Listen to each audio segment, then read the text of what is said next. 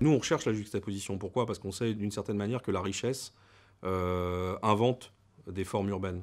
Donc en fait, les implantations d'activités de nature différente, c'est par nature ce qu'on recherche. On ne cherche pas n'importe quelle activité, on cherche des activités qui tournent autour des transitions, qui opèrent des transitions. Bon.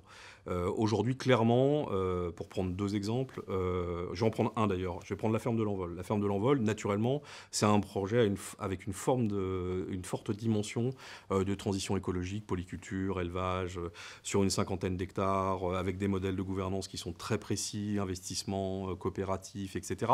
Mais ça va au-delà, puisque la ferme de l'Envol a permis la réflexion sur la base 217, mais au-delà de la base 217, sur la totalité de son territoire, à d'autres formes d'inscription de la question agricole alimentaire et des circuits de cette question agricole et alimentaire sur le territoire de Cœur-d'Essonne Agglomération, qui est situé vraiment entre ville et campagne.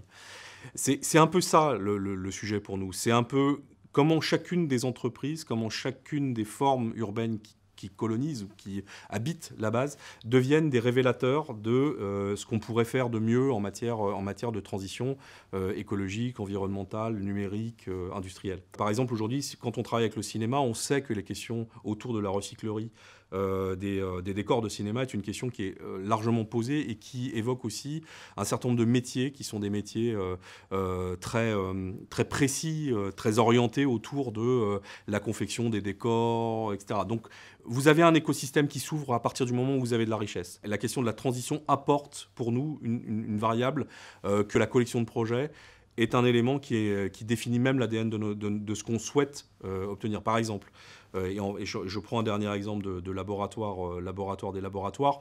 Amazon est à côté de la ferme de l'Envol. Bon, voilà, le travail pour nous est de savoir comment les deux coopèrent, rentrent en synergie pour faire en sorte que cet entrepôt qui a une très vaste étendue, superficie au sol, puisse alimenter en eau le projet de ferme de l'Envol.